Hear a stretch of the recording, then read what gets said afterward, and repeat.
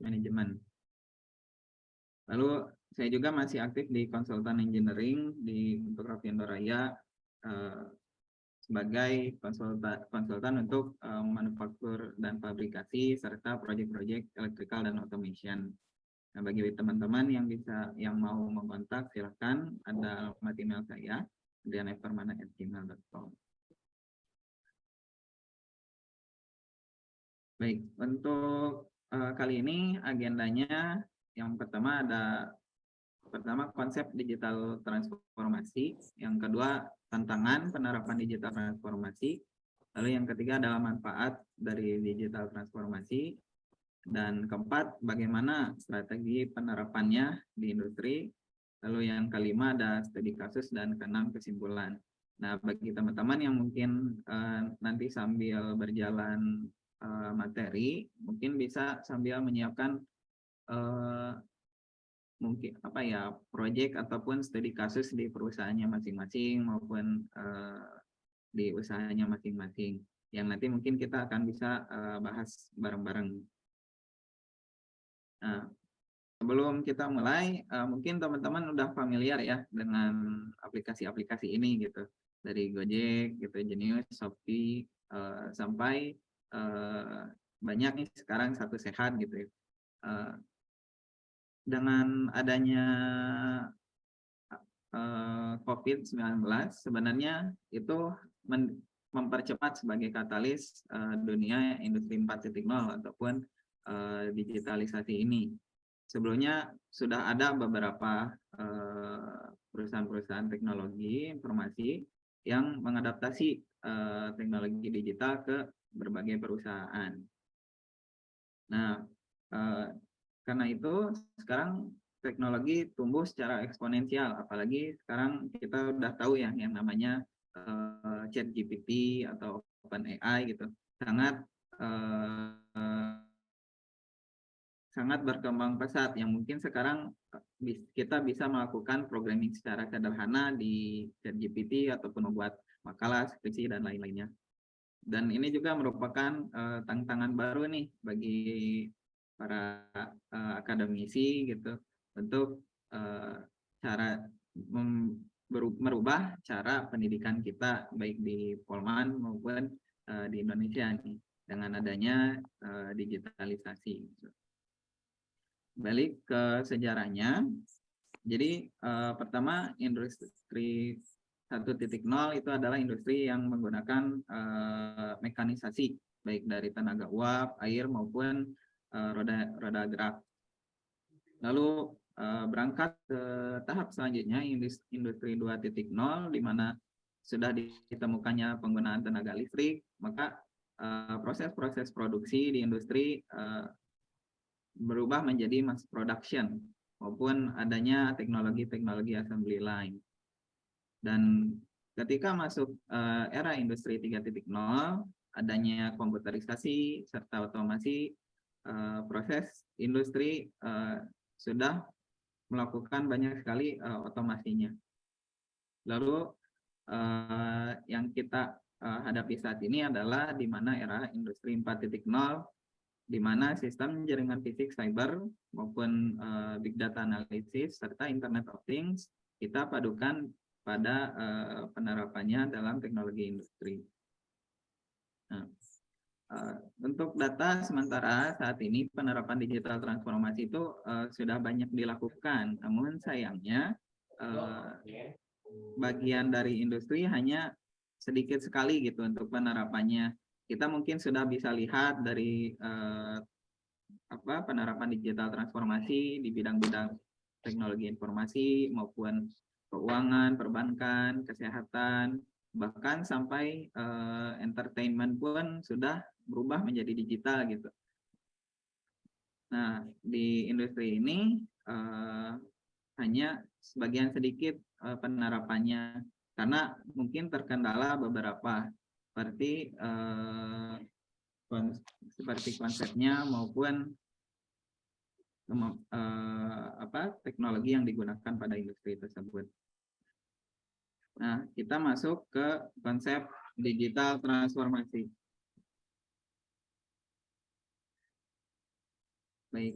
Jadi digital transformasi itu sebenarnya apa sih gitu? Dari definisi ini adalah digital transformasi itu adalah perubahan fundamental dalam cara perusahaan mengoperasikan bisnis proses, ya, dengan menggunakan teknologi digital yang berbasis data dan terintegrasi sehingga menciptakan efisiensi dan produktivitas yang lebih tinggi. Adapun di industri 4.0 itu ada 11 pilar, baik dari simulasi augmented reality sampai artificial intelligence maupun cloud computing dan big data analysis. Tapi saat ini kita tidak akan terlalu banyak berbicara jauh terkait teknologinya. Kita berbicara tentang penerapannya seperti di industri. Karena pemilihan teknologi itu bukan sebatas seberapa canggih teknologi tersebut gitu, tapi seberapa besar kesesuaian teknologi dengan produk bisnis. Misalnya kita berbisnis di bagian pakaian gitu. Nah, apa sih ilmu dan teknologi yang bisa kita terapkan gitu industri 4.0 di industri pakaian ataupun industri-industri lainnya. Nah, sebelum masuk ke industri di Indonesia ini ada namanya INDI 4.0. INDI 4.0 itu kesiapan transformasi yang ini dibawahi oleh Kementerian Perindustrian. Nah, di dalam industri 4.0 ini dibagi ada 5 bagian, yaitu manajemen dan organisasi, operasi pabrik, teknologi, produk dan layanan, dan orang dan budaya. Nah, kita bahas dulu terkait manajemen dan organisasi. Nah, untuk menerapkan industri 4.0 ini ada beberapa bagiannya, pilarnya. Dari pertama, strategi kepemimpinan. Bagaimana pemimpin mengetahui keuntungan serta langkah-langkah strategis. Pemimpin juga memberikan dukungan, arahan, dan pengorganisasian. Lalu bagian yang kedua adalah investasi untuk industri 4.0. Nah, seperti yang dulu mungkin pernah Pak Immanuel bicarakan bahwa manajemen harus sama bahasanya gitu. Kalau manajemen berbahasa modal, keuntungan, maka investasi untuk industri 4.0 ini harus kita bicarakan dengan pemegang jabatan gitu ya. Jadi investasi jangka pendek serta jangka panjang yang terorganisir dan termonitor. Lalu kebijakan inovasi. Nah, dari manajemen ini untuk siap bertransformasi digital maka perlu adanya kebijakan inovasi seperti dukungan gitu dari top manajemen kepada karyawan sebagai bentuk langkah kebijakan inovasi mempercepat proses transformasi digital atau penggunaan teknologi di perusahaan. Lalu chapter yang kedua adalah orang dan budaya. Nah, di industri 4.0 ini tidak terpisahkan dari culture dan orangnya. Jadi bagaimana sih kita bisa menerapkan industri 4.0 yang baik di perusahaan itu? Pertama, budayanya dulu, culture perusahaannya dulu.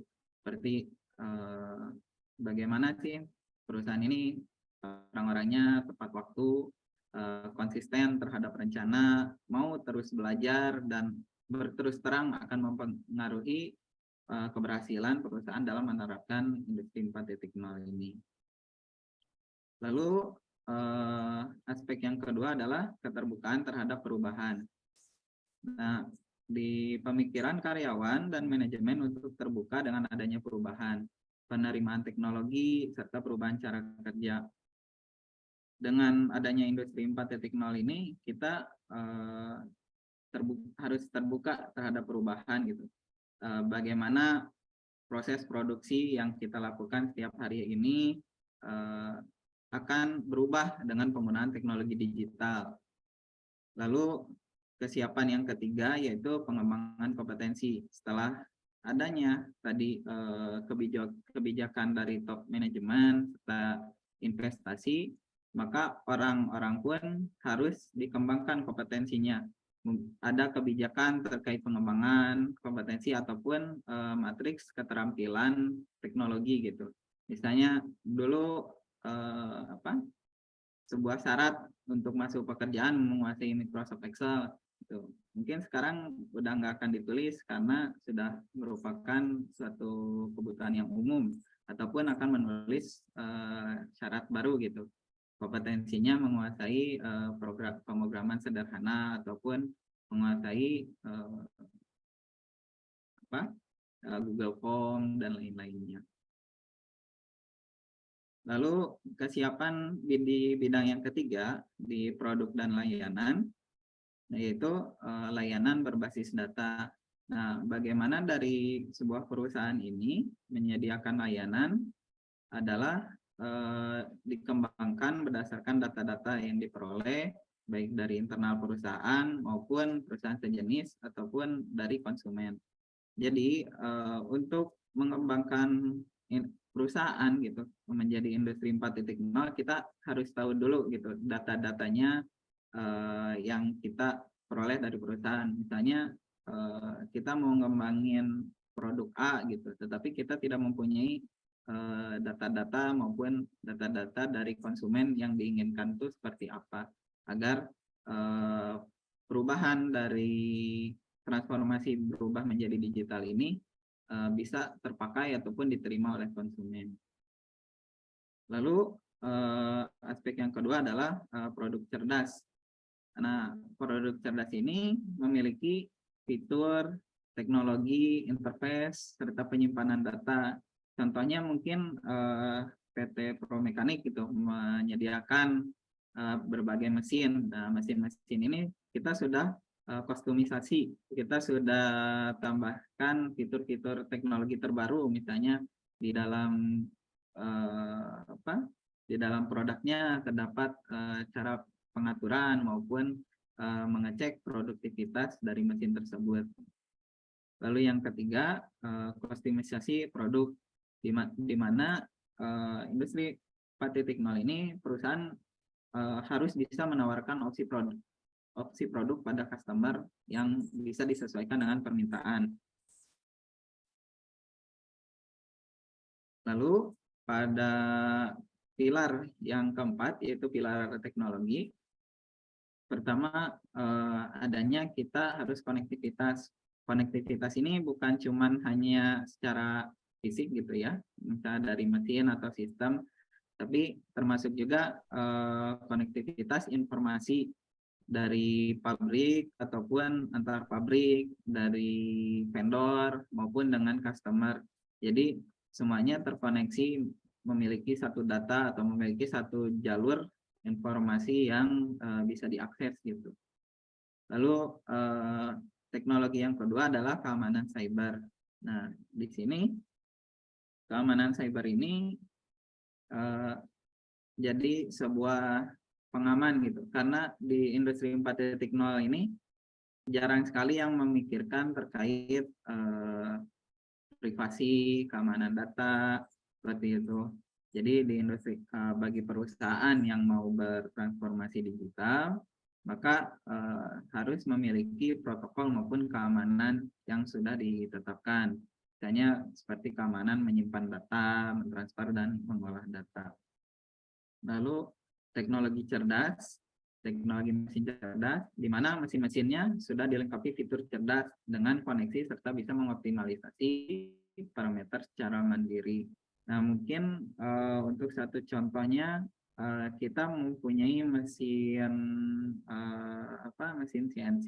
Nah, di mana mesin CNC ini sudah dilengkapi fitur-fitur safety maupun fitur-fitur cerdas yang lain, di mana dia bisa mengoptimalisasi parameter misalnya kecepatan, pemotongan secara mandiri, dan lain-lain. Lalu teknologi yang keempat adalah digitalisasi. Bagaimana implementasi teknologi digital dalam perusahaan, baik dalam proses maupun pengambilan keputusan. Jadi di dalam industri ataupun perusahaan yang ingin menerapkan digitalisasi, bukan hanya diterapkan dalam proses, tetapi diterapkan dalam pengambilan keputusan, juga informasi-informasi yang sekarang sudah berupa digital. Nah, yang kelima ini adalah operasi pabrik, di mana dari keempat pilar kesiapan tadi, di sini operasi pabrik adalah proses yang kita lakukan untuk mengolah produk tersebut. Nah, operasi pabrik ini memiliki beberapa pilar, diantaranya penyimpanan dan sharing data. Adanya penyimpanan data di cloud ataupun internal server, juga adanya standar dalam penyimpanan dan pengolahan data. Lalu bagaimana mengoperasikan pabrik ini secara industri 4.0, maka rantai pasok dan logistiknya sudah cerdas gitu. Supply chain dan sistem logistik yang terintegrasi dengan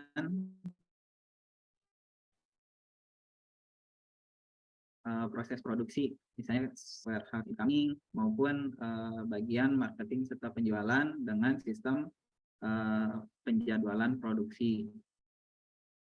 Lalu operasi pabrik yang selanjutnya adalah proses yang otonom, di mana operasi pabrik sudah otonom, sudah mandiri baik dalam proses produksi maupun proses pengambilan keputusannya tadi yang berbasis analisis data. Jadi di proses perubahan perusahaan menjadi perusahaan digital harus memiliki proses yang otonom. Semua proses produksinya dilakukan secara mandiri serta pengambilan keputusannya sudah berbasis dengan data. Lalu selanjutnya di operasi pabrik ini ada namanya sistem perawatan cerdas. Contohnya seperti pengoperasian mesin, perawatan mesin, serta monitoring performa mesin. Jadi di perusahaan-perusahaan yang ingin siap berdigital transformasi harus sudah memikirkan bagaimana sistem perawatan mesin dilakukan dengan cerdas, gitu. Sudah memiliki sistem yang efektif dan efisien. Nah, di industri 4.0 ini ada namanya tingkat kesiapan dari tadi beberapa pilar yang sudah disebutkan, maka kita bisa mengakses diri sendiri ataupun perusahaan sendiri apakah kita sudah siap ataupun belum siap. Nah, maka di Indi 4.0 ini menjadi sebuah acuan ataupun dasar kita untuk menerapkan digital transformasi. Nah, selain itu di Indonesia sendiri ada namanya PD 4.0 yang dibuat oleh Kementerian Perindustrian. PD 4.0 ini merupakan pintunya gitu. Kalau kita mau mau berubah nih transformasi digital gitu. Jadi di PD 4.0 ini mereka ada pameran yang bisa kita benchmark langsung nih untuk industri 4.0 itu seperti apa. Terus kita juga bisa bertukar pikiran dengan teman-teman yang ada di 4.0. Juga mereka juga menyediakan training yang bisa kita ikuti untuk mengadopsi teknologi-teknologi yang akan kita terapkan. Begitu. Lalu ke bagian kedua nih. Jadi ada tantangan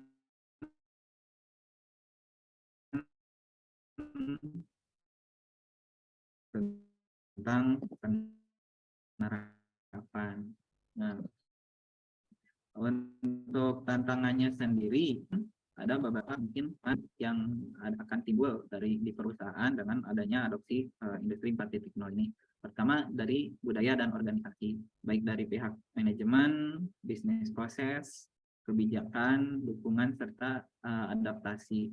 Nah, akan muncul tantangan-tantangan sendiri nih bagi teman-teman di perusahaan teman-teman, bagaimana perusahaannya mau berubah gitu, bisnis prosesnya yang awalnya dikerjakan mungkin secara manual, sekarang harus menggunakan teknologi digital baik handphone dan lain-lain gitu. Lalu tantangan kedua ini di teknologi. Nah, mungkin tidak semua perusahaan dengan skala yang bermacam-macam memiliki infrastruktur yang sama ataupun yang baik. Maka dari tantangan untuk bertransformasi digital ini, kita harus memiliki infrastruktur IT-nya dibangun dahulu, serta kita memiliki riset ataupun data kita mau berubah transformasinya ke arah mana, ataupun strategi bisnisnya mau seperti apa yang diterapkan. Nah, lalu selanjutnya ada tantangan selanjutnya yaitu dari people atau employee ataupun karyawan.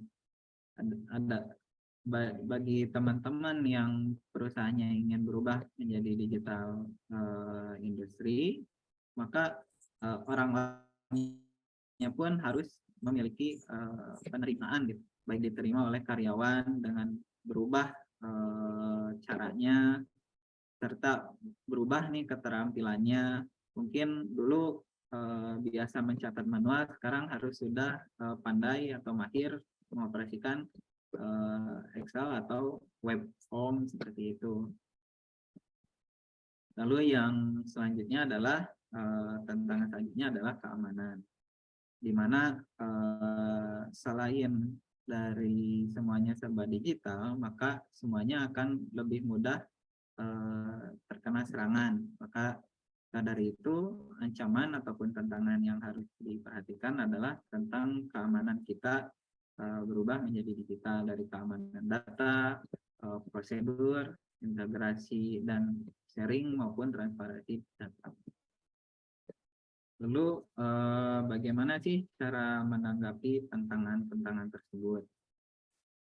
Di budaya organisasi, di sini kita ada namanya company role, yaitu bagaimana sih peran perusahaan untuk menghadapi tantangan tersebut. Maka di dalam budaya perusahaan kita harus mengetahui dulu yang namanya industri 4.0 gitu, dan mengapa harus industri 4.0 gitu. Lalu di kultur perusahaan pun kita harus mengadaptasi teknologi baru sebagai budaya baru yang mungkin awalnya kita searching ke, misalnya kalau dulu mungkin ya perusahaan ada buku-buku manual mungkin ataupun data-data. Nah, mungkin sekarang dengan teknologi baru kita ada yang metode jempol gitu ya, searching, serta return of investment-nya. Jadi dalam budaya maupun company culture atau budaya organisasi ini juga kita di perusahaan mempunyai peran untuk menjaga dari return of balik modalnya. Selanjutnya peran perusahaan yaitu dalam bidang project management, bagaimana transformasi industri 4.0 ini diawasi ataupun di-manage dalam pengimplementasiannya, serta membuat struktur organisasinya, serta kolaborasi antara information technology, IT, dan OT atau operational technology. Lalu di dalam company role ini mengeksekusi di bagian mesin to mesin, real time dashboard, serta big data analysis. Nah, selain tadi company role, nah sekarang ada namanya leadership role. Jadi ada peranan bagi para pemimpin nih di industri 4.0 ini, baik dari yang level top maupun middle serta lower level dari leader. Dari top, sekarang yang top manajemennya harus bisa leadership atau nge-lead by data gitu. Jadi bukan hanya dengan intuisi maupun informasi yang terbatas, tetapi industri 4.0 sebagai seorang leader yang ada di top harus bisa memimpin perusahaan dengan data. Lalu ada namanya leadership 4.0, bagaimana dia mengambil alih serta memberanikan untuk perubahan, ataupun yang sama seperti dibahas oleh Pak Iman dulu ya, ada namanya pemimpin abad 21 gitu, 21 century leadership. Lalu di bagian middle-nya bagi para manajer maupun supervisor-nya, maka harus memiliki produk atau finance teknologi serta mengerti tentang bisnis proses. Nah, bagi teman-teman yang mungkin saat ini sedang berada di level manajer, untuk berubah menjadi industri 4.0, maka kita harus mengetahui nih bisnis proses yang kita lakukan gitu, memahami serta kita memahami teknologi produk yang ada. Lalu di bagian lower level ataupun leader maupun ketua unit ataupun foreman, nah maka harus memiliki peranan sebagai accountable dan responsible, di mana accountable ini kita memiliki data ataupun data-data yang digital. Lalu untuk tantangan yang kedua, yaitu dari teknologi, maka dari segi infrastruktur kita harus membuat dulu infrastruktur jaringan IT-nya. Jadi seperti pemisahan antara jaringan mesin maupun jaringan office, serta mengotomatisasikan mesinnya dahulu. Mungkin saat ini ada beberapa yang perusahaan mesin-mesinnya masih manual maupun kontrolnya masih sederhana, maka kita buat otomasinya dulu sebagai infrastruktur yang mendukung nantinya penerapan digital industri 4.0. Lalu teknologi selanjutnya adalah riset dan data. Pengenalan dari teknologi ini kita harus kenalin dulu nih ke masing-masing departemen ataupun masing-masing bagian, dari pengenalan OT-nya, operasional teknologi, ke IT. Misalnya kita mengenalkan jenis-jenis sensor maupun kendali dan aktuator pada misalnya QC gitu, ataupun pada orang-orang yang di warehouse. Nah, lalu kita mengenalkan juga informasi teknologi seperti database-nya, web atau form web, dan lain-lain. Selanjutnya, tantangan selanjutnya adalah strategi bisnis. Nah, bagaimana kita mengetahui strategi bisnis serta menyocokkan dengan teknologi yang akan diterapkan. Lalu tantangan yang selanjutnya adalah dari people nih. Nah, bagaimana perusahaan dalam mensikapi tantangan ini. Nah, untuk dari penerimaan ini, jadi kita pernah lakukan namanya Employee Digitalization Index. Kita coba survei karyawan-karyawan yang ada di sini terkait teknologi melek, misalnya seperti pernah menggunakan e-commerce ataupun pernah menggunakan jasa m-banking kah, ataupun menggunakan Google Form dan lain-lainnya. Nah, kita survei dulu gitu. Kita survei dulu karyawan-karyawan yang ada di perusahaan, apakah mereka sudah tersentuh oleh teknologi ataupun sudah siap menerima perubahan dengan adanya teknologi. Lalu dari segi keterampilan, kita bisa dari teman-teman yang di HR mungkin menambah matriks ataupun keterampilan baru, seperti misalnya sekarang harus bisa Google Form, atau sudah bisa e-marketing atau digital marketing, maupun membuat posisi baru maupun jabatan baru atau organisasi baru, struktur organisasi baru. Nah, untuk dari segi pelatihan, di kami sendiri, khususnya di Kalbe, ada beberapa kebijakan untuk internal training maupun external training. Nah, di mana kami diubah menjadi ada yang namanya task force, yaitu ya sekelas manajer lah untuk manajer digitalnya gitu, manajer digitalnya. Serta ada yang namanya champion gitu. Champion ini seperti orang ataupun developernya pada masing-masing departemen. Contohnya di kami, di masing-masing departemen itu sudah memiliki IT programmernya masing-masing gitu. Jadi di sana mereka mempelajari tentang bisnis prosesnya, serta membuat kemajuannya di masing-masing departemen. Lalu tantangan yang terakhir terkait keamanan data. Maka keamanan data ini kita harus adanya seperti sistem dokumen kontrol, ISO, data control, serta user access, maupun adanya prosedur standar operasional prosedur serta authentication.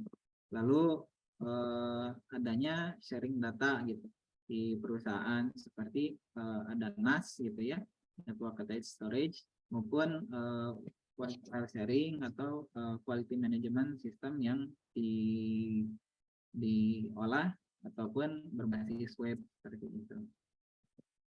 Nah, untuk berbicara masuk ke sesi yang ketiga, itu manfaat digital transformasi. Ya. Punten, izinkan saya membacakan sponsorship terlebih dahulu, boleh? Boleh. Oke, baik. Izinkan saya membacakan sponsorship untuk acara kali ini terlebih dahulu. Terima kasih kepada PT Promekanik, distributor CNC and Manual, Tooling and Software CNC, Training Center CNC, PT Central System Consulting, Central System Consulting and Calibrations, KCSC Management System, Business Process Improvement, Business Process Automation, ERP Calibrations, PT Jaya Prakarsa, perusahaan produsen spesialis packaging untuk UKM hingga skala mass pro industri, kemudian Brew House Kancara 92, perusahaan kopi roasting biji kopi dan kopi bubuk jenis kopi tersedia dari Aceh hingga Pulau Papua. Terima kasih Kang atas waktunya. Boleh dilanjut lagi Kang. Baik.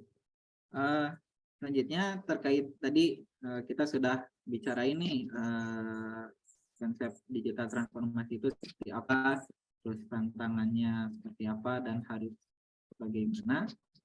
Nah, kita juga lihat dari segi manfaatnya. Pertama, manfaat yang paling utama adalah di keempat pilar ini, yaitu efisiensi, kualitas, customer satisfaction, serta inovasi dan kreativitas. Nah, mungkin untuk dari segi manfaat, saya akan tunjukkan videonya saja gitu ya.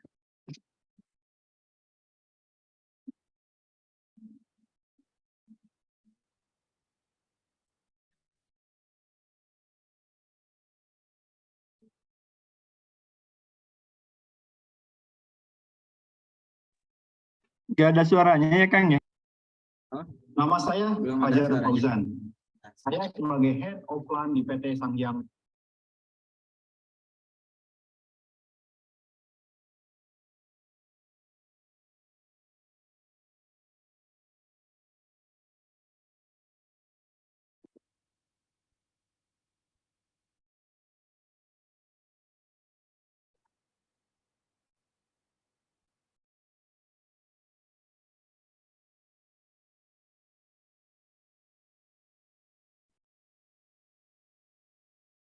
Udah ada suaranya. Udah tadi Kang, udah pas ada yang sudah ada tadi.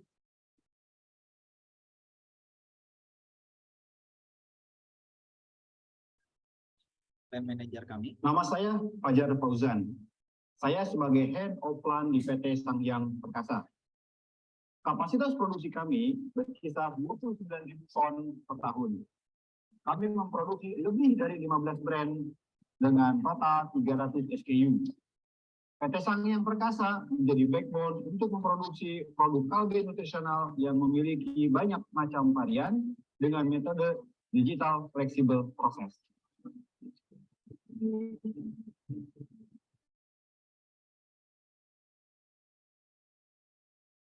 Saya langsung sebagai Head of Production. Digital fleksibel ini muncul karena adanya perubahan yang sangat signifikan di tahun 2017. Di mana jumlah variasi produk yang harus kami produksi terus mengalami peningkatan. Namun waktu produksi kami terus mengalami penurunan karena adanya stok produksi untuk melakukan pembersihan mesin saat pekerjaan produk. Dan prosesnya pun berjalan secara manual melibatkan banyak orang, sehingga berisiko untuk terjadi kontaminasi produk.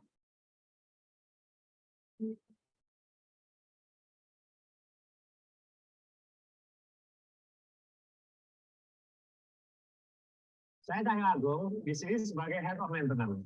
Di tahun 2019, kami melakukan perubahan secara radikal pada sistem produksi dengan menggunakan teknologi IBC. Dengan memanfaatkan flexibility sistem yang ada di IBC, kami dapat mengurangi waktu stop produksi karena penggantian varian produk. Bagi kami, pemilihan teknologi bukan hanya sebatas seberapa canggih teknologi tersebut, namun seberapa besar kesesuaian teknologi tersebut dengan karakteristik produk kami. Itulah yang kami lakukan, seleksi teknologi.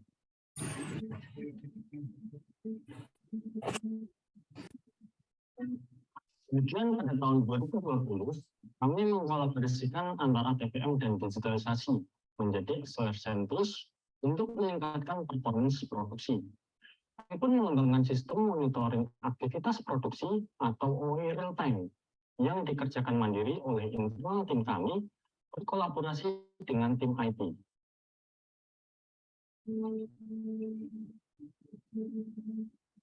Saya Sukardi di sini sebagai Head of Digitalisasi.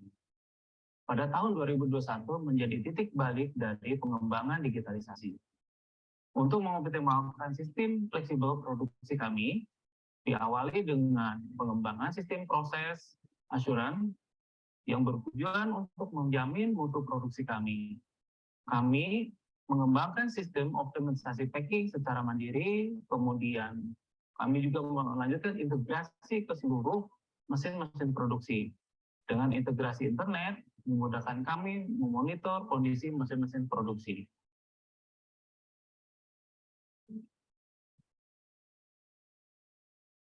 Dengan effort yang luar biasa, kami berhasil meningkatkan performance mulai dari peningkatan OEE sebesar 10%, peningkatan produktivitas sebanyak 48%, penurunan lead time sebanyak 7%, proses yang lebih assurance dan meminimalisir human intervention untuk mengurangi cross-contamination produk.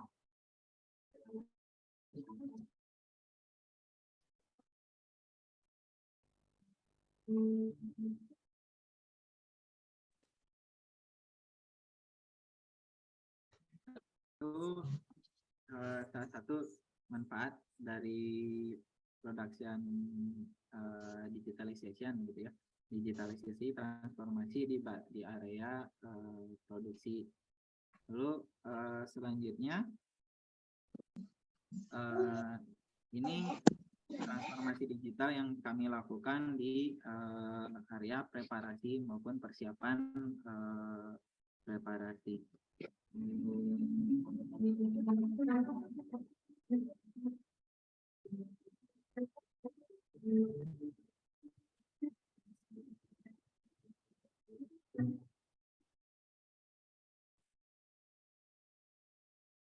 Nama saya Fajar Fauzan.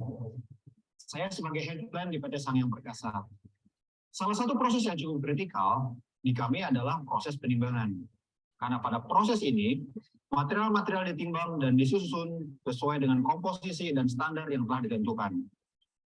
Proses ini merupakan proses yang membutuhkan ketelitian, keakuratan, dan higienitas tinggi karena ada pada tahap pembukaan raw material.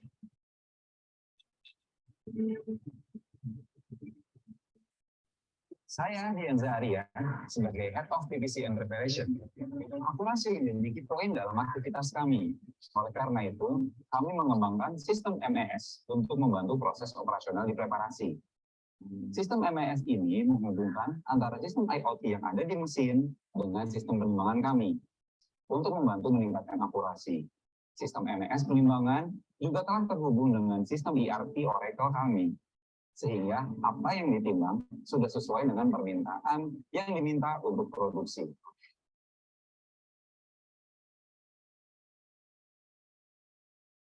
Saya Sukaryadi di sini sebagai Head of Digitalization. Pada tahun 2020, kami meningkatkan performa di preparasi dengan mengembangkan sistem dev order tracking untuk membantu meningkatkan jalur informasi antara produksi dan preparasi, termasuk dengan sistem prioritas timbang untuk menghindari stop line produksi. Kemudian pada tahun 2021, kami mulai mengintegrasikan IDP dengan sistem MES, penimbangan kami. Proses ini pun kami lakukan secara mandiri dengan resource internal dan dengan bantuan IT KN.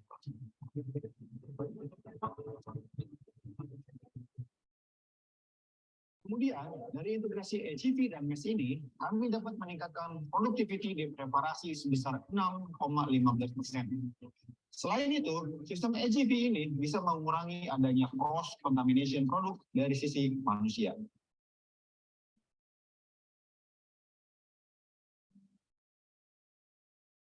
Tapi seperti itu sih dari preparasi. Jadi banyak sekali manfaat transformasi digital baik dari segi produksi maupun persiapan preparasi atau PPIC-nya. Dan mungkin ini ada satu lagi dari bagian QC.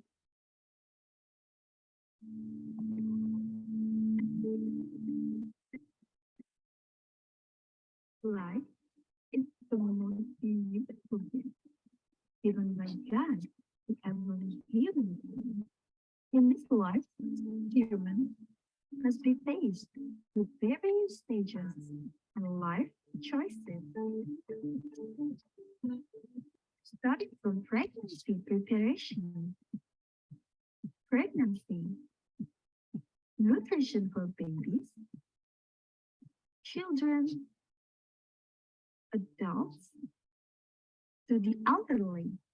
For this reason, Calvin Nutritional is present to ensure the health and quality of human life through quality products, the wide market, and diverse types of products that we produce make our production process.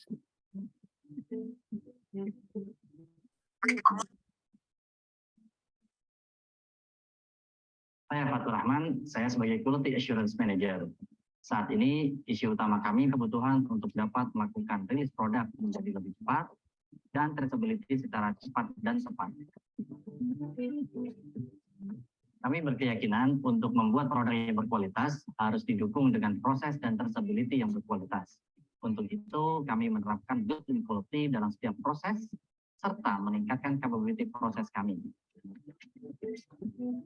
For this reason, in 2019, we began to build a business process mapping, starting from the material arrival process, material preparation for the production process, the production process to the finished good product. In 2020, we started to build a material receiving system through a digital warehouse management system and a digital waging system also integrated with Oracle. By utilizing the technology, we can validate the material received according to the Oracle schedule, on time, in the right amount, and according to the state quality standards. Dengan digital warehouse management system, kami dapat melakukan proses validasi dimulai dari kedatangan material sampai dengan penggunaan material di proses produksi. Kami ingin menjamin proses produksi yang berkualitas untuk menjaga produk yang kami hasilkan sesuai standar quality dan kepuasan pelanggan. We also built a digital quality platform through the digital quality experience that accommodates the quality business process. Through this digital platform, we can digitally record every quality parameter from raw materials and products itself during the production process. Dengan platform digital quality experience ini, kami dapat memastikan setiap produk dapat diketahui rekaman parameter quality, baik dari material yang digunakan, tahapan proses produksi, sampai dengan produk yang dihasilkan. Kami menjamin proses yang berkualitas akan menghasilkan produk yang baik dan memenuhi standar mutu kualitas yang ditetapkan. In the production process itself, we build a system that can monitor production process running well, including monitoring the temperature and humidity of the work area. Among them are temperature and humidity monitoring, trash bin system, and lighting system that can monitor the movement and traceability of the materials and products during the stages of production process. We also record critical data in production process that ensures product quality, such as digital recording of oxygen residue in all of our packaging products, X-ray systems to ensure there are no foreign objects in product, recording product weight according to the packaging. We also have a product coding system as well as product code validation, utilizing image recognition technology so that every product produced can be validated and traced to the data recorded during the production process. We can also manage inventory storage of finished good products so that the distribution process and product availability in the market can be maintained. Dengan platform dan sistem yang kami buat ini, Calbee Nutritionals berhasil meningkatkan quality performance pada produk dengan mengurangi jumlah produk defect sebesar 34%. Untuk lead time release produk, kami berhasil menurunkan hingga 50% lead time release. Selain itu, proses traceability produk sendiri menjadi lebih cepat, serta proses assurance yang menjadi lebih baik.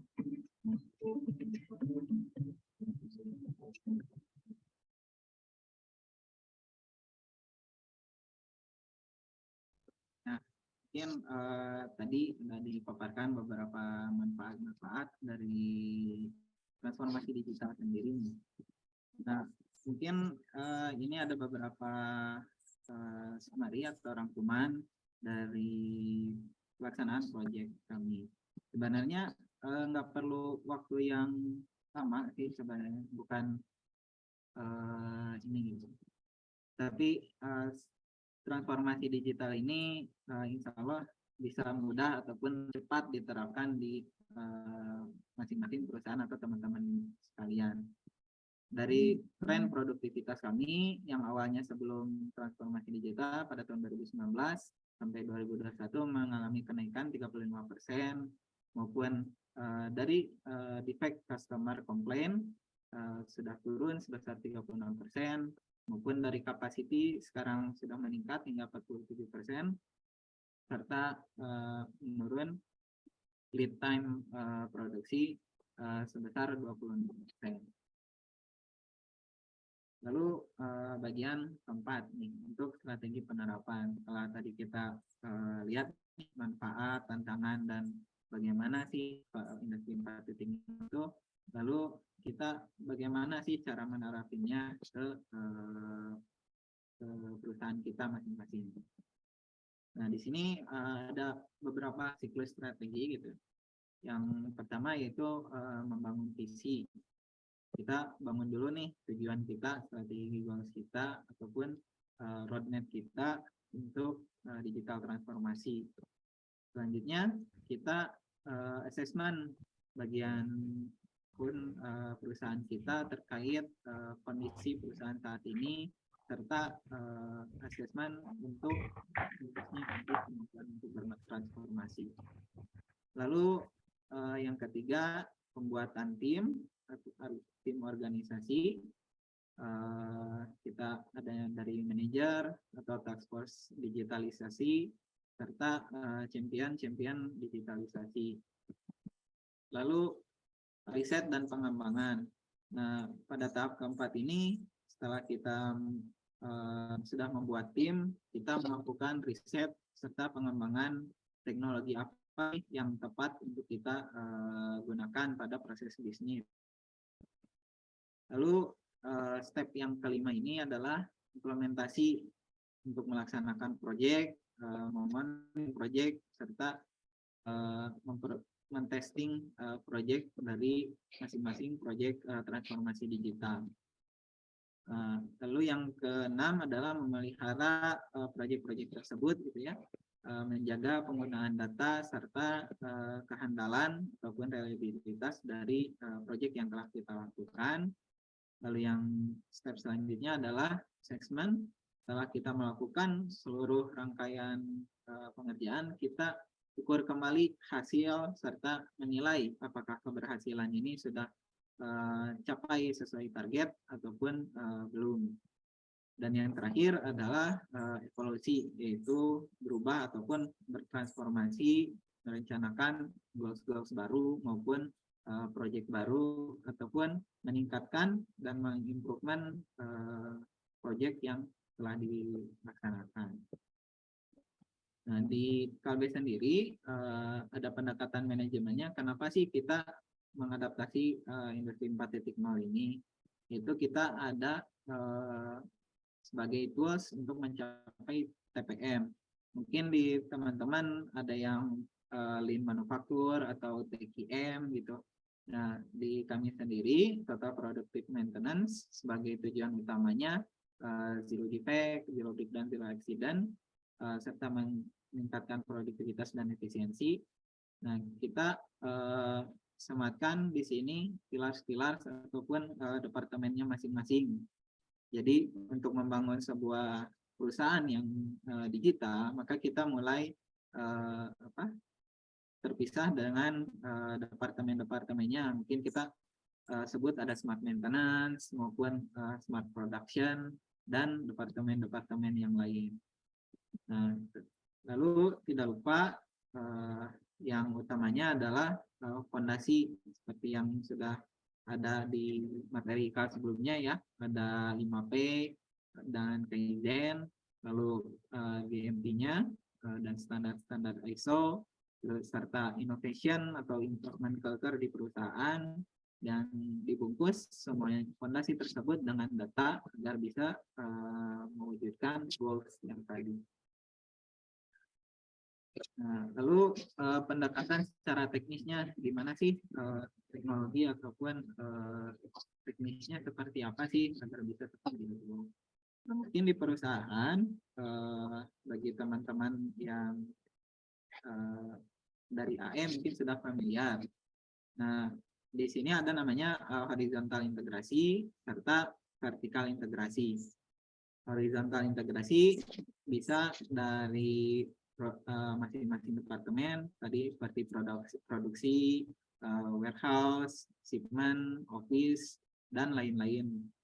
Nah, di sini ada namanya field level ataupun sensor-sensornya, di mana field level ini bisa berupa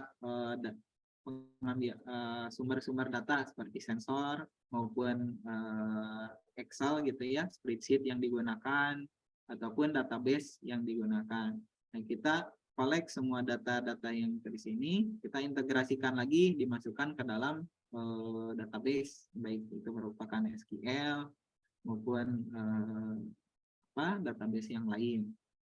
Lalu kita visualisasikan di level supervisor menjadi sebuah real-time dashboard yang berisi informasi. Nah, pada umumnya yang data analitik lakukan adalah mengolah data-data yang ada kita sudah peroleh menjadi sebuah informasi yang berharga ataupun informasi yang bisa kita gunakan. Setelah data-data tersebut, maka di level yang selanjutnya di planning level adalah menggunakan MES ataupun manufacturing execution system serta ERP. Mungkin di perusahaannya ada yang memiliki ERP seperti Oracle, SAP, ataupun Odoo, dan lain-lain. Nah, di semua ini dibungkus ke dalam sebuah aplikasi web ya, ataupun dashboard yang bisa ditampilkan seperti menggunakan Tableau maupun Power BI, sehingga nanti ujungnya berdampak di command center ataupun enterprise level untuk mengoptimalisasikan apa yang terjadi di masing-masing departemen ataupun integrasi terhadap departemen. Nah, ini contohnya dari horizontal integrasi dan vertikal integrasi. Dari horizontal integrasi, contohnya kita punya mesin, punya line, ataupun line produksi, ataupun kita punya station gitu ya, station, lalu kita punya plan, serta punya supply chain dari supplier hingga ke customer. Nah, dari segi vertikal integrasi, kita ada yang namanya kita connect dulu nih contohnya. Kita connect mesinnya bisa di-connect atau tidak gitu. Terus production line, apakah semua produksi lainnya sudah connect, maka tahapannya akan ada di sini. Nah, lalu setelah connect, kita koleksi gitu. Kita kumpulkan datanya maupun kita kolaborasikan datanya dengan data yang lain. Misalnya kita mempunyai mesin, serta kita mempunyai PM meter, power meter, kita bisa mengkoleksikan bagaimana produksi di bagian energi. Ataupun kita punya dari Excel gitu ya, Excel HRD overtime dengan produksi. Kita bisa mengkolaborasikan data-data tersebut. Lalu kita visualisasikan baik dari dashboard ataupun dari web dashboard dan lain-lain. Setelah memiliki visualisasi, kita analyze menjadi sebuah informasi seperti cost-nya bulan ini kita berapa sih gitu. Bulan ini COGM-nya berapa atau conversion cost-nya berapa, ataupun kita selanjutnya kita bisa improve menjadi smart schedule gitu. Bagaimana kita menjadwalkan mesin ataupun menganalisa kemungkinan kerusakan pada mesin. Nah, untuk sebagai contoh OT-nya seperti ini. Jadi ada dari field level, dari masing-masing mesin dikumpulkan menjadi sebuah line gitu ya, di running dengan komputer, ataupun nanti sampai ke level enterprise dashboard maupun analytical dashboard. Nah, ini contohnya gitu ya, dari mesin, CNC numerical control, PLC, dari sensor-sensor maupun data-data dari tablet, kita masukkan ke dalam sebuah gateway gitu ataupun di connect dan di collect. Lalu kita integrasikan dengan apa yang dilakukan di perusahaan, misalnya seperti MES ataupun ERP ataupun product life cycle management. Nah, ini mungkin contoh-contoh ya aplikasi yang di masing-masing level gitu. Mungkin teman-teman tahu yang namanya Schneider, Siemens, Omron, Keyence, Mitsubishi, dan lain-lainnya di production engineering, sampai ke level 4-nya di Power BI, Tableau, SAP, ataupun Oracle.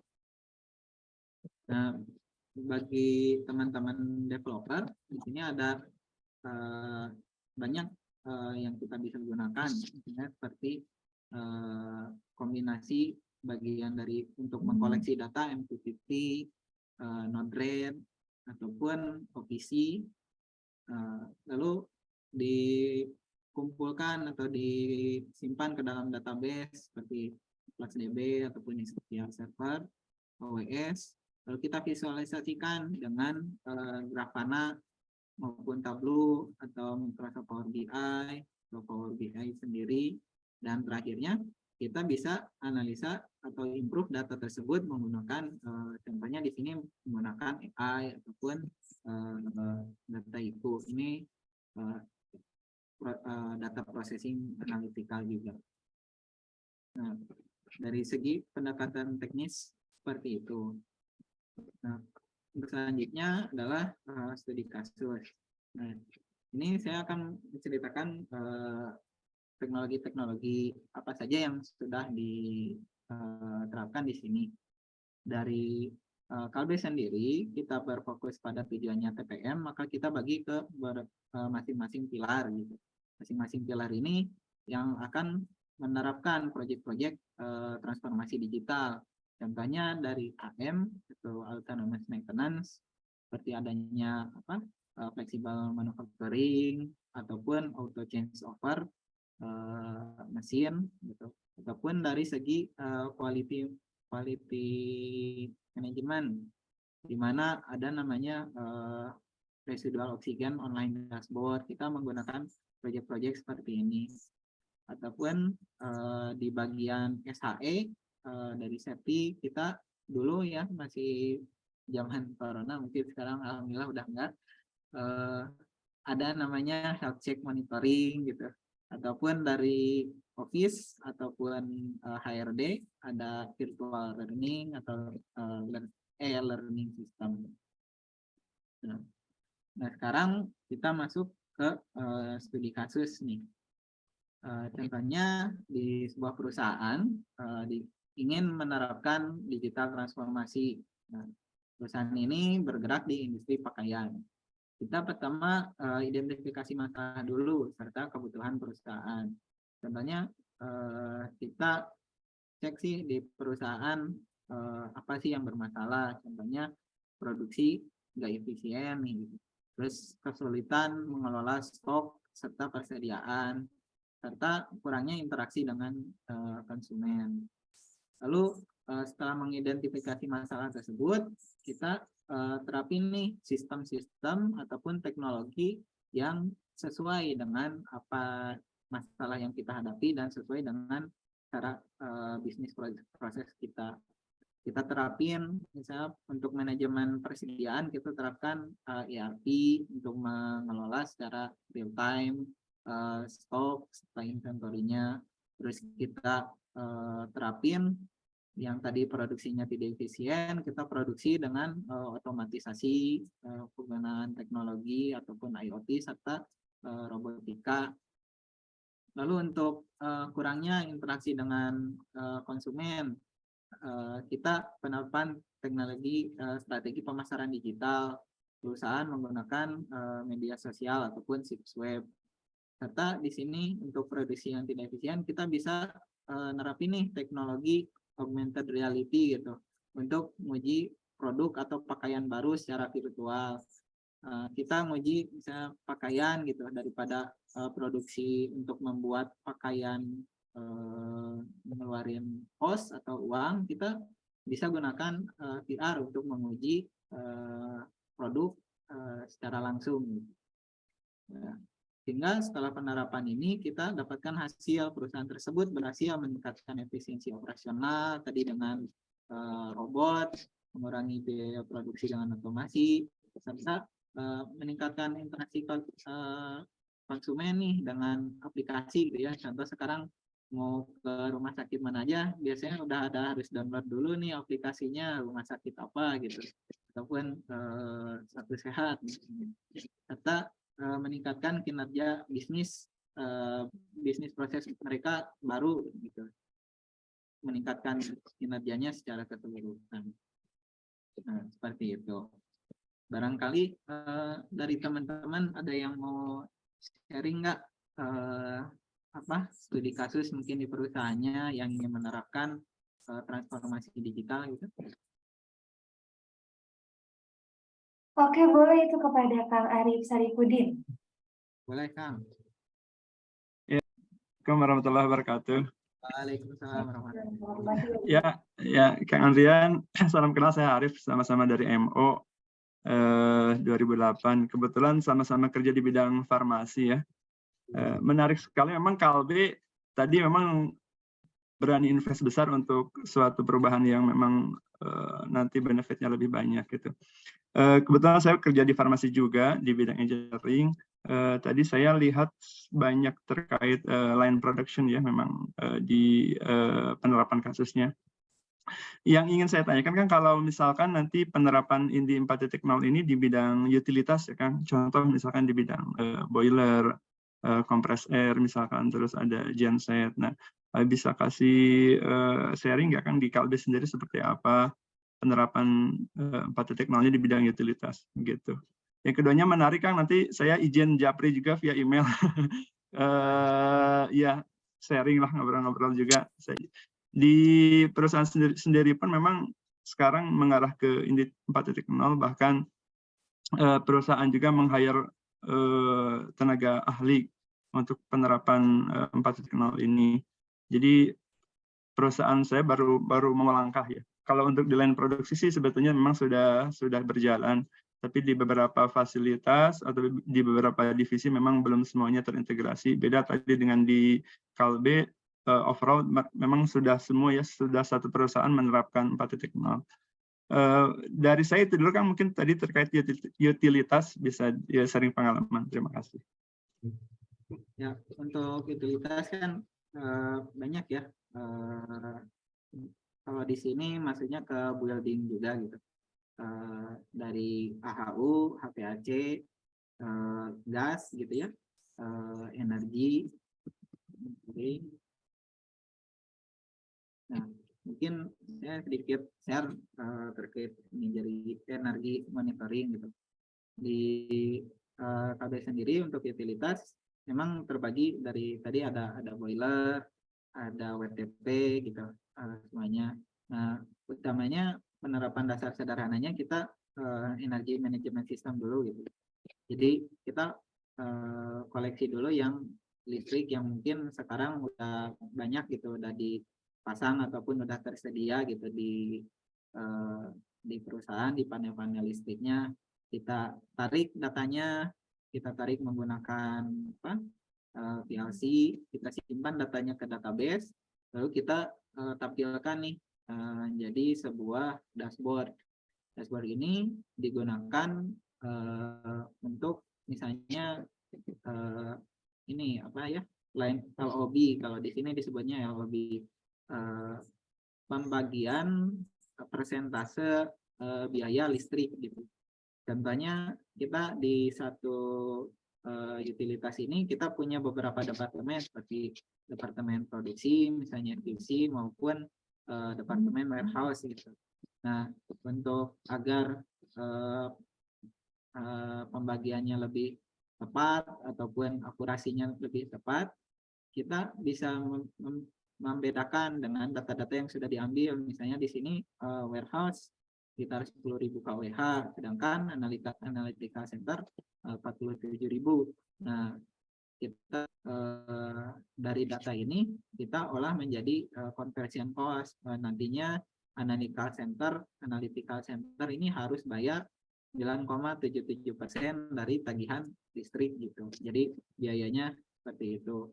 Maupun ada di BMS, Building Management System, AU, kita terapin seperti monitoring, terus kita collect juga datanya ke dalam tableau.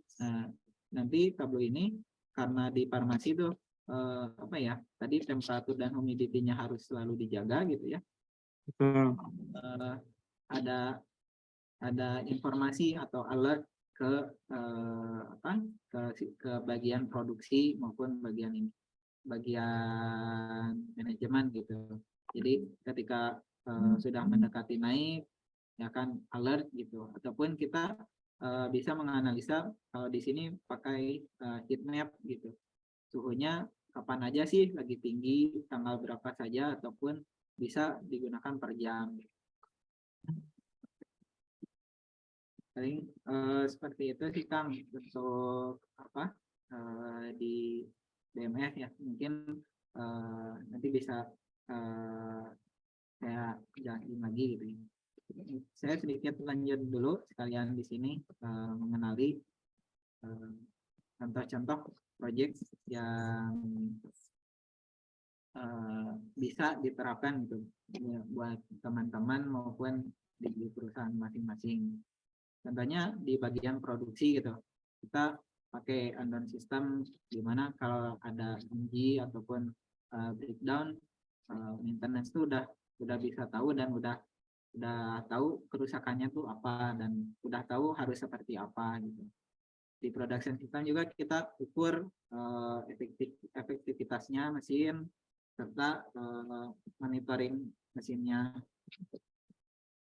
Nah, dari segi maintenance, departemen maintenance, kita bisa terapin smart maintenance seperti predictive analysis maupun monitoring kondisi mesin. Lalu di sini kita ada namanya virtual BOM. Nah, biasanya untuk maintenance mengambil spare part ataupun minta spare part itu agak lama ataupun tidak tercatat dengan baik atau umurnya serta penggunaannya. Lalu kita menggunakan project virtual BOM. Lalu dari segi quality ada namanya quality data exchange atau experience, di mana data tersebut terus bertukar ataupun data kualitas itu secara real time didapatkan gitu. Lalu ada project untuk product traceability serta integrated inline inspection, di mana sekarang kalau untuk inspeksi ini menggunakan mesinnya sudah integrasi nih, misalnya nomor BO-nya berapa, terus RO-nya residual oksigennya berapa ataupun berat dari produknya berapa. Nah, jadi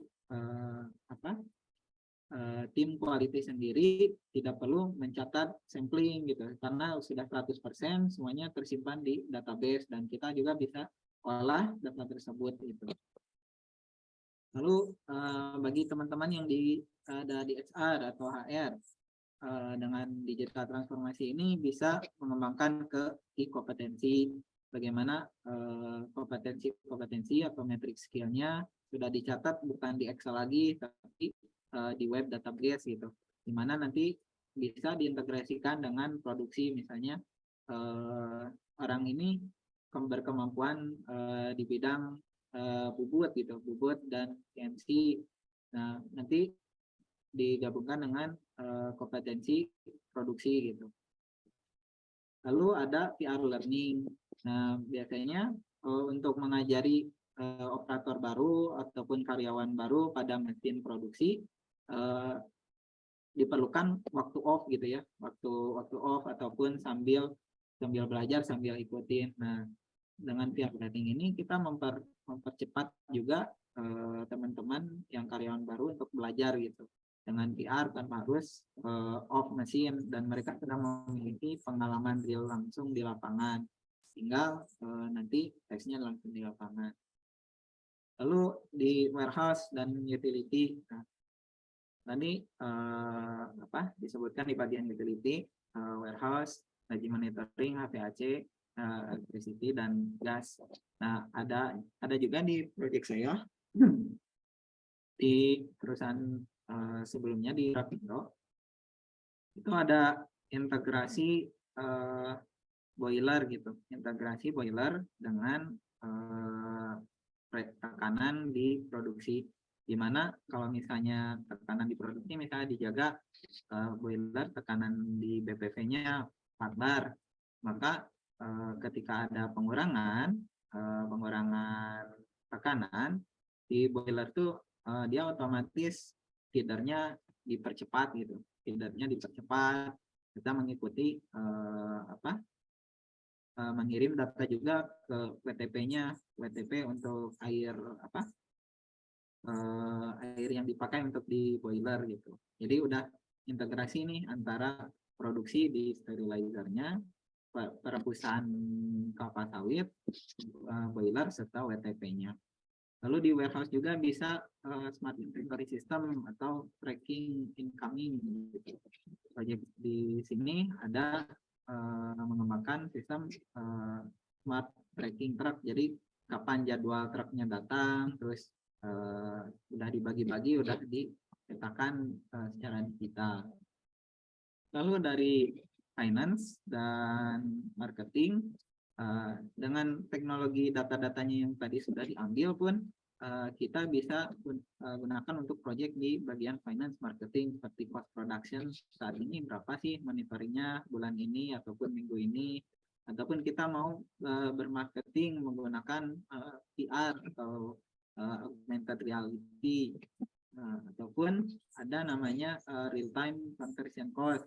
Jadi bagaimana produksi conversion cost tadi secara real time diolah dan didapatkan datanya oleh finance ataupun tim bagian costing.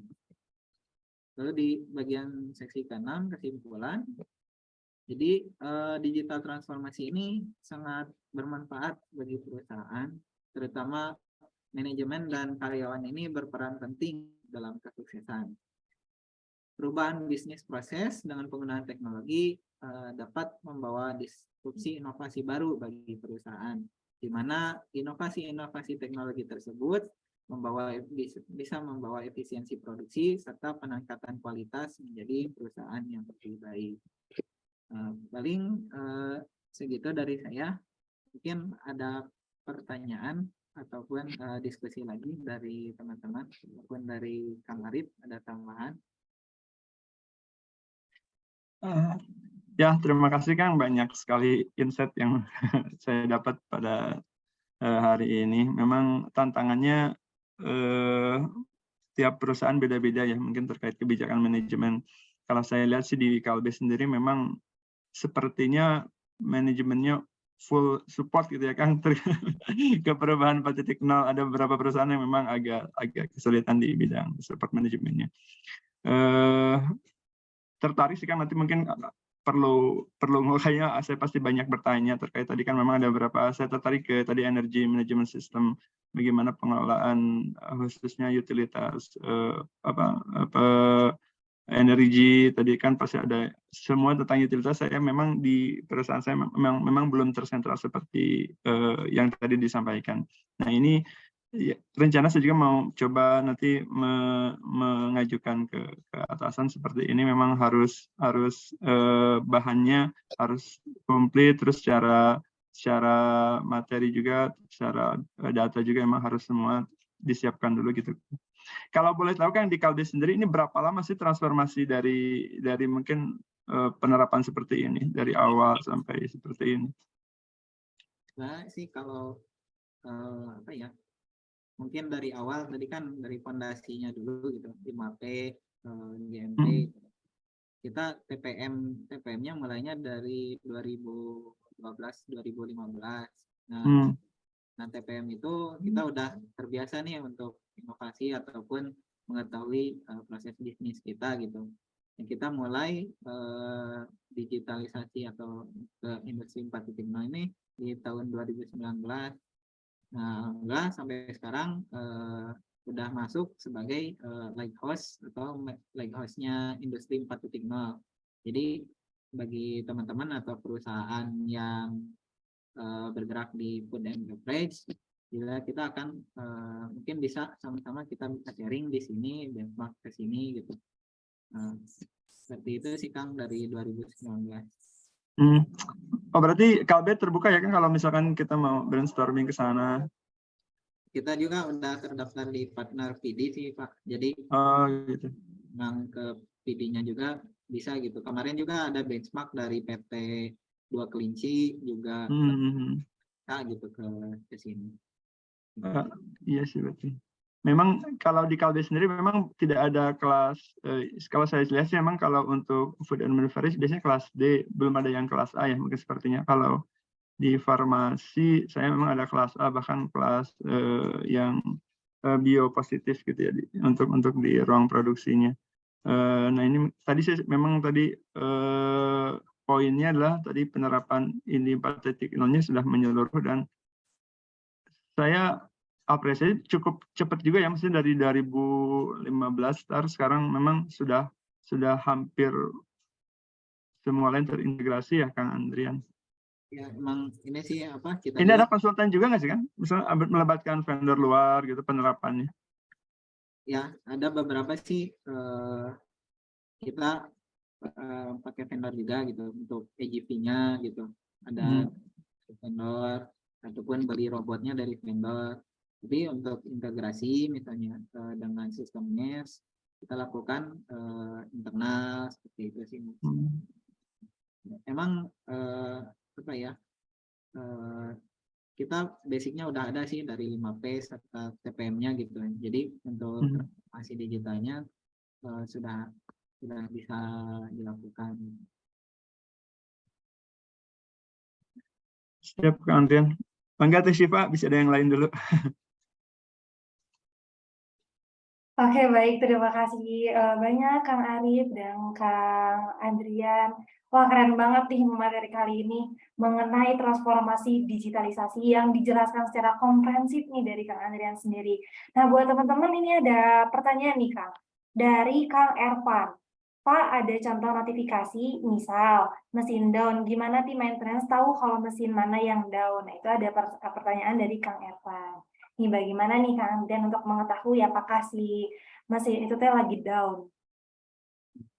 Jadi pertama kalau di sini ada mesinnya udah integrasi ya, minimal kita tahu nih mesinnya bisa diintegrasikan. Kalau di sini ada PLC-nya tuh dia udah ada Ethernet-nya gitu ya, udah ada Ethernet-nya, kita jaringkan nih dengan jaringan PLC atau jaringan lokalnya, dan nanti jaringan lokalnya ini ditransfer ke jaringan internet atau jaringan perusahaannya. Nah, dari mesin misalnya nerima sensor kalau atau nerima informasi error dari mesin. Nah, nanti langsung otomatis mengirim data tadi. Saya gunakan di sini gunakan Node-RED tadi. Ya, aplikasinya bisa macam-macam sih. Bisa dari Node-RED. Nah, dari Node-RED ini mengirim informasi ke database ataupun SQL ataupun lainnya yang sedang dipakai di informasi manajemen di maintenance. Saya tadi itu ada ini tuh real time performance monitoring gitu. Jadi kalau dari sini ada kondisi motor, misalnya motornya unbalance atau ada over voltage atau over current, bisa kelihatan dari dashboard monitoring utama. Nah, nanti di situ ada alarm, ataupun bisa kita gunakan tadi yang integrasi dari Node-RED tadi ataupun MQTT. Misalnya dari Node-RED itu kita bisa ngirim email nih langsung, ataupun mau diintegrasikan dengan API perusahaan yang nanti dibuat TV-nya ataupun dashboard-nya di tempat orang maintenance gitu, orang maintenance shift gitu.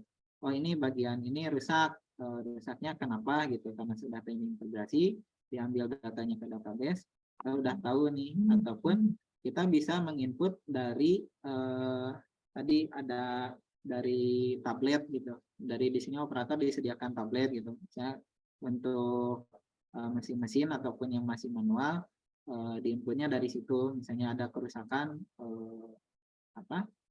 kerusakan dari mesin ataupun kerusakan dari produk, misalnya produk macet gitu. Nah, nanti operator tinggal pilih itu di tabletnya gitu. Dan dari tablet itu ditampilin di TV-TV yang tadi di production line, wah ada kendala produk macet. Nah, nanti maintenance bisa langsung tahu dan langsung gerak ke production line-nya gitu.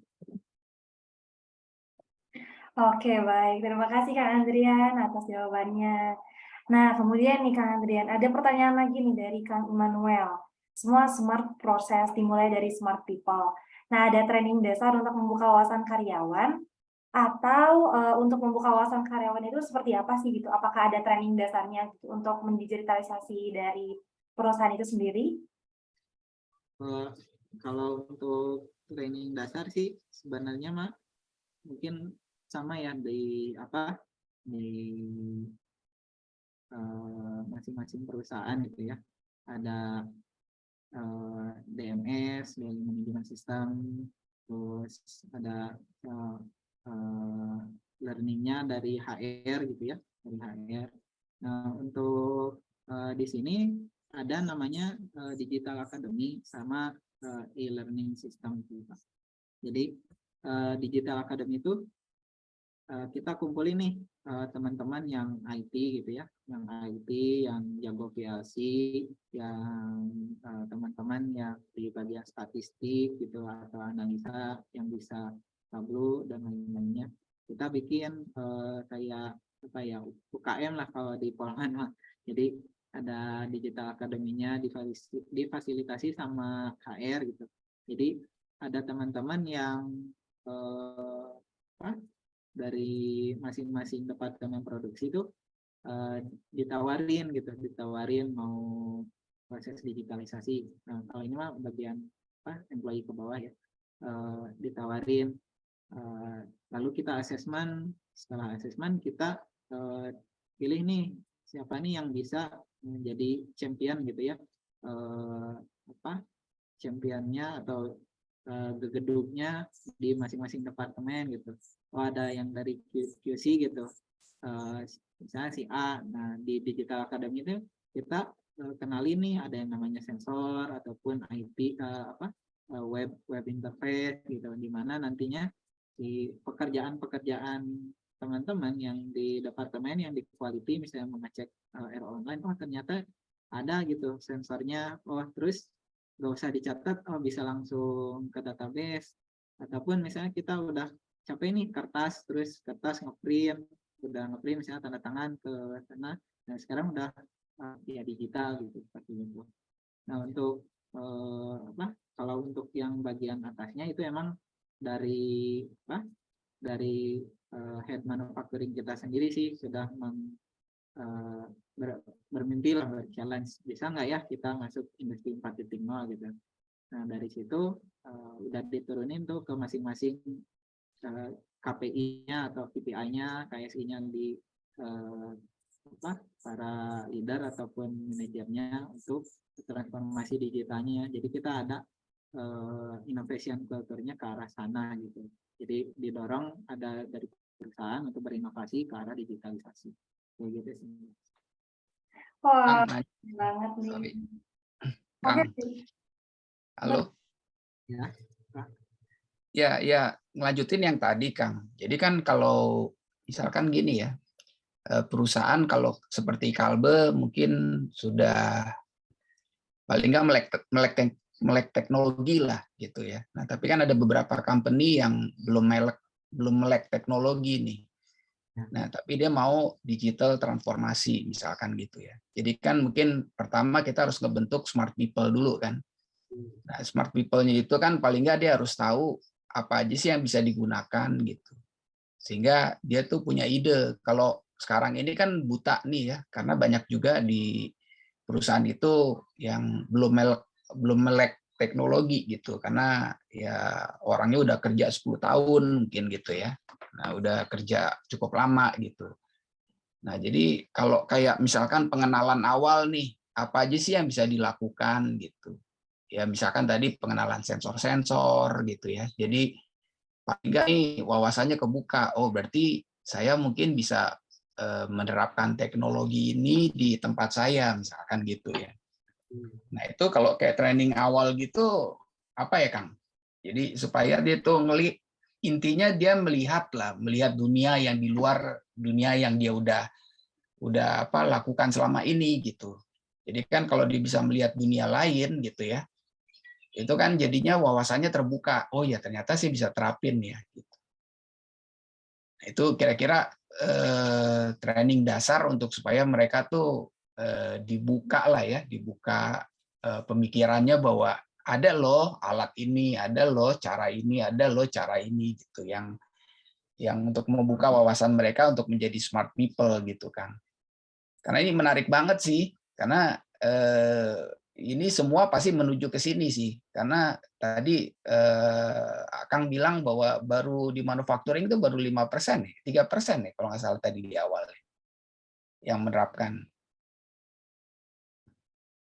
Nah itu kira-kira seperti itu sih Kang. Jadi akan sangat menarik banget nih, dan saya pikir banyak sekali yang butuh gitu ya untuk membuka wawasan tentang ya to be smart people gitu loh Kang, maksudnya Kang. Kira-kira ada training apa nih yang dasar supaya mereka tuh kebuka kan penggunaan teknologi yang bisa digunakan ya. Jadi kan bisa saja digunakan sebagian, tidak menyeluruh seperti Kalbe juga kan bisa. Yang penting kan kita lebih improve seperti itu Kang, maksudnya kan. Ya, mungkin kalau dari sini sih ada PD 4.0 itu. Jadi di sana juga bisa, misalnya kalau udah ada kemauan sih Pak ya, kalau udah ada Ya betul. Kita belajar kemana nih gitu. Kita bisa Kementerian Perindustrian, ataupun kita bisa datang ke exhibition-nya gitu, ke pameran-pamerannya, ke pameran industri 4.0-nya di PD 4.0, dan mereka pun di PD 4.0 membuka training-training. Jadi kita bisa mau daftar gitu, mau training di sana, dan bahkan di sana pun ada training untuk disebutnya tuh judulnya transformation manager gitu. Jadi dilatih manajernya agar bisa bertransformasi gitu, jadi pionirnya di perusahaan. Nah, mungkin bisa ke Kementerian Perindustrian untuk belajar seperti itu, dan di PD 4.0 pun ada berbagai pelatihan-pelatihan keahlian gitu. Ataupun misalnya di sana kita juga bisa saling bertukar informasi, misalnya tadi ada industri pakaian gitu. Oh ternyata di itu ada yang terdaftar juga sama misalnya industri pakaian juga, kita juga bisa ikut benchmark ke sana gitu. Bisa bisa difasilitasi oleh kementerian untuk berdiskusi gitu dengan perusahaan tersebut. Oh itu yang di gedung baru Kang ya? Ya. Oh ya, nanti aku japri ya untuk informasi ya Kang. Ya, insyaallah Pak. Ya mantap banget. Saya banyak dapat informasi secara utuh tentang bagaimana mentransformasikan ke digital, keren. Terima kasih Kang. Sama-sama Pak. Oke, baik. Terima kasih Kang Andrian dan Kang Immanuel. Nah, di sini ada pertanyaan lagi nih dari Kang Wisnu. Mantap, thanks informasinya. Izin tanya terkait cyber security. Apa yang perlu disiapkan dan bagaimana cara antisipasinya? Mungkin dari cyber security, utamanya dari infrastruktur dulu sih Pak. Jadi kita ada bisa gunakan layer gitu.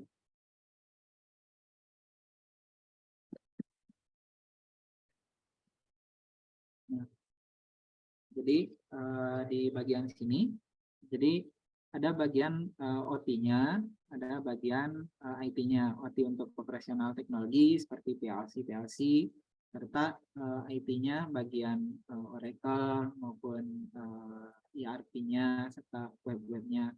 Nah, pertama kita susun dulu arsitektur dari jaringan operasional gitu, seperti mesin-mesin kita hubungkan gitu di satu jaringan yang lokal, ataupun misalnya banyak nih mesinnya, apakah nanti mau menggunakan subnet gitu ataupun I/O station gitu. Nah selanjutnya dari jaringan lokal tersebut kita ada namanya firewall sih untuk menjaga bagian yang OT. Sebenarnya di bagian OT ini jarang gitu ya karena cyber security, tapi memungkinkan saja.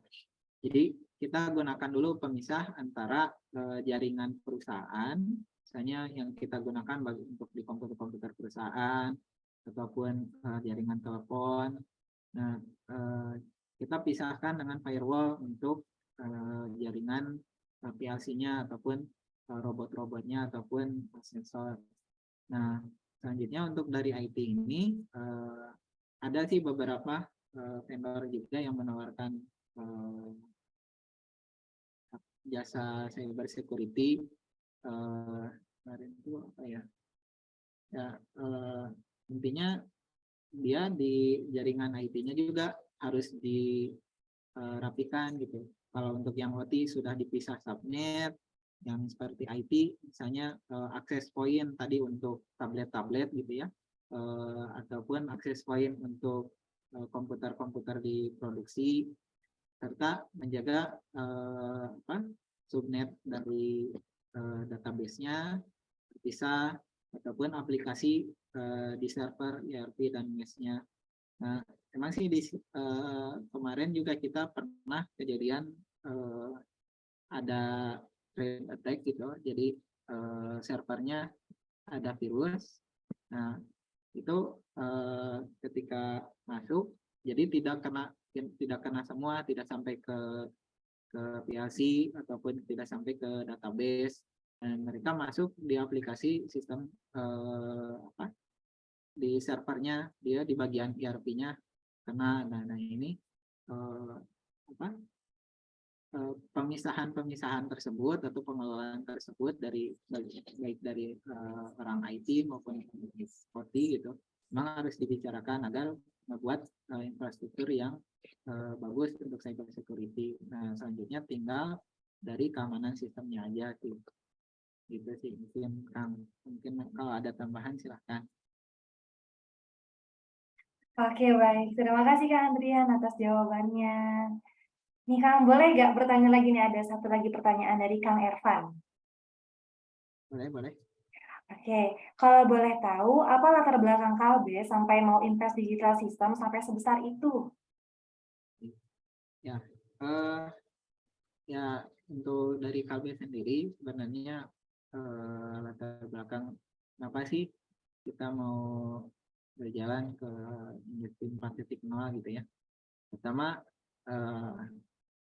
inti utamanya kita mau masukin produk kita ke global gitu. Jadi apa sih yang bisa menonjol gitu dari kita nih untuk bisa bersaing di produk kita di perusahaan global. Nah, mungkin salah satu contohnya kita masuk ke industri 4.0 ini gitu. Jadi dan sekarang pun sudah ada rencana sih dari kementerian juga sudah memberikan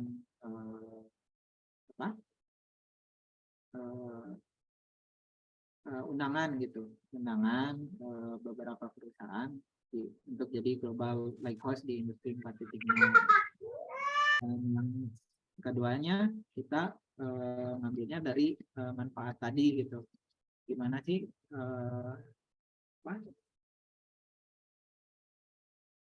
kita mau masuk gitu ke industri 4.0. Awalnya di sini banyak gitu operator produksi untuk packaging gitu. Nah, sekarang lebih ke maintenance operator. Jadi maintenance operator ini dia sekaligus mengoperasikan mesin, sekaligus maintenance mesin dengan adanya robot. Terus kita mengurangi nih, meningkatkan produktivitas yang awalnya 27 kg per jam gitu menjadi 37 kg, ataupun kita naikin kapasitas ngikutin dengan perkembangan demand atau customer-nya gitu.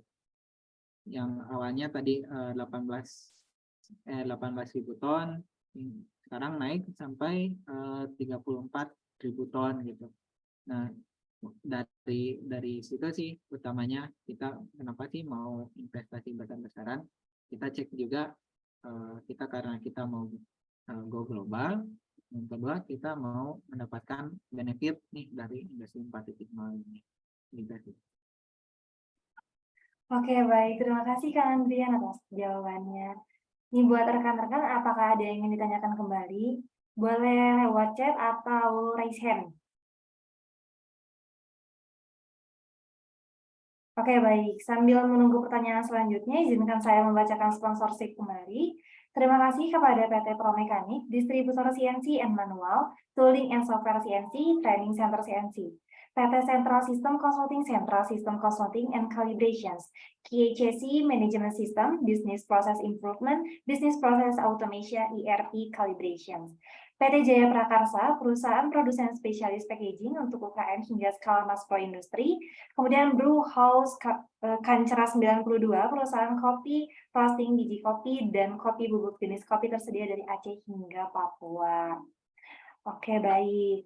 Kang, izin bertanya nih, Kang. Pertanyaan dari saya sendiri. Saya kan sekarang sebagai mahasiswa nih, Kang. Nih, bagaimana apa sih skill apa nih yang diperlukan atau yang dibutuhkan oleh perusahaan, skill atau kompetensi apa sih yang diperlukan oleh kita untuk bisa bersaing gitu, supaya ketika nanti kita bekerja di perusahaan yang sudah digital, apa sih skill apa yang diperlukan gitu, apa yang perlu dipersiapkan oleh mahasiswa sekarang? Mungkin apa ya, skill-skillnya masih yang paling utama sih skill basic sih. Jadi seperti komunikasi gitu, problem solving, terus analytical thinking gitu. Itu baik bagi teman-teman yang nanti mau bekerja itu sangat dominan lah, berpengaruh yang dinamakan ketika kita masuk ospek gitu ya, soft skill-nya deh ya, bukan soft skill-nya diutamakan sih yang di perusahaan. Tapi bagaimana sih perusahaan tahu gitu soft skill kita dan sebelum menerima kita gitu kan. Nah, kita bisa tunjulin di hard skill-nya bahwa kita memiliki kemampuan, misalnya kalau dari sekarang gitu ya, data analitik. Nah, data analitik nih gimana mengubah informasi-informasi ataupun data-data yang data-data yang dimiliki perusahaan menjadi informasi yang berharga ataupun bisa divisualisasikan. Nah, contohnya pasti banyak yang akan di bagian integrasi gitu ya, untuk teman-teman yang di integrasi antara mesin ataupun secara statistik menganalisa data, bagaimana sih tren perubahan seperti regresi linear ataupun non linear gitu, sampai ke programming. Nah, bahkan programming pun yang sederhana sudah bisa nih dilakukan sama ChatGPT nih gitu. Makanya kita harus bisa meningkatkan selain jadi hard skill-nya, terutama problem solving atau analytical thinking-nya, agar bisa mengubah programming tersebut menjadi sebuah solusi di perusahaan gitu. Meskipun kita programmingnya bagus, tetapi analisanya kurang gitu, maka masih belum berdampak apa-apa. Tapi kalau kita analisanya sudah bagus, problem solving-nya bagus, dengan hard skill yang tadi statistika dan lain-lain atau programming, itu menjadi sebuah modal yang powerful lah. Oke, baik. Terima kasih Kang Adrian atas jawabannya. Wah, keren banget nih. Kang, nih ada pertanyaan lagi, boleh Kang? Oke, baik. Ini dari Kang Aris Wijaya. Kang, saya di perusahaan bukan Maspro, tapi by project, apakah digitalisasi itu wajib? Karena kadang dari satu proyek ke proyek lain berbeda untuk perusahaan manufaktur. Ini untuk banyak sih untuk digitalisasi ini, bukan cuman di bagian Maspro gitu. Misalnya kita by project kita bisa buat digital twin gitu ya, ataupun simulasinya, ataupun kita bisa mempresentasikan proyek kita ke customer menggunakan VR atau AR untuk mendapatkan insight atau user experience yang lebih baik dari sekadar presentasi misalnya. Nah, sebenarnya itu masih bisa diterapkan gitu, bukan sebuah perbedaan industri apapun. Bahkan tadi kan pariwisata pun gitu sekarang udah bisa digitalisasi gitu. Jadi untuk yang proyek-proyek misalnya kita bisa membuat digital twin atau simulasinya dengan teknologi-teknologi yang ada, ataupun kita bisa menambah nilai gitu di proyek tersebut gitu dengan penambahan fitur-fitur cerdas ataupun tadi analisa datanya yang lebih advance dibandingkan proyek lain ataupun kompetitor lain. Oke, baik. Terima kasih Kang Andrian atas jawabannya. Karena kita sudah di penghujung acara nih Kang, apakah ada closing statement dari Akang sendiri? Ya, mungkin kalau closing statement-nya baikin lagi ke awal sih ya.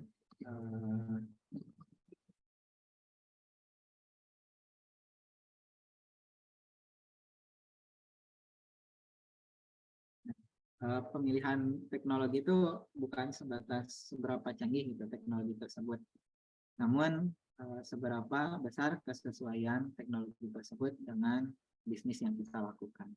Seperti itu. Oke, baik. Terima kasih Kang Andrian sudah memaparkan materi yang sangat luar biasa nih hari ini. Namun karena keterbatasan waktu, maka kita akan menutup acara terlebih dahulu. Ini benar banget nih ya kata Kang Andrian bahwasanya pemilihan teknologi itu bukan cuma sebatas atau seberapa canggih teknologi tersebut, namun seberapa besar kesesuaian teknologi terhadap produk bisnis tersebut. Nah, kesuksesan dalam sebuah perusahaan itu tergantung dari orang-orangnya. Apabila orang-orangnya berkualitas atau individunya berkualitas, maka dia akan bisa menaikkan si kesuksesan dari perusahaan tersebut. Oke, baik. Nih sebelum kita menutup acara, kita ada dokumentasi dulu nih ya teman-teman, rekan-rekan semuanya boleh diaktifkan kameranya terlebih dahulu.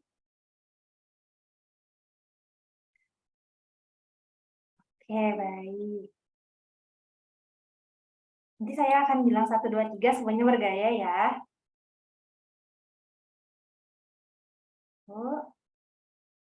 Oke, baik. 1, 2, 3. Boleh sekali lagi untuk slide yang selanjutnya. Oke. 1, 2, 3. Oke, baik. Terima kasih banyak teman-teman semuanya, Kang Andrian, serta para jajaran-jajaran yang sudah berpartisipasi untuk webinar kali ini. Untuk menutup acara, kalau lebih baiknya kita berdoa menurut agama dan kepercayaan masing-masing. Berdoa dimulai.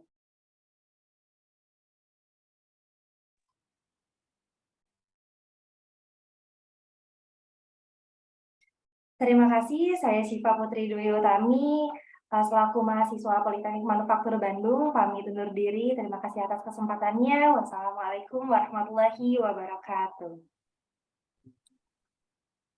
Waalaikumsalam warahmatullahi wabarakatuh. Kang Andrian, terima kasih ya. Materinya bagus banget, bisa berbuka wawasan ya. Jadi ya bisa memberikan deskripsi atau gambaran umum ya gimana ngerancang industri 4.0 buat di perusahaan. Jadi kebayang untuk studi kasus buat perusahaan kecil kayak saya baru berkembang seperti apa, karena kan nggak semuanya dipakai ya. Materinya tadi bagus sekali ya, berat sih, ngalahin kuliah kalau ini mah. Daging semua Kang. Iya.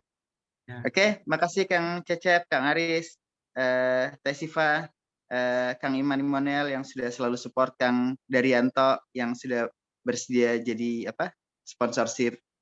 Saya izin pamit dulu ya, udah adzan ya, ke masjid.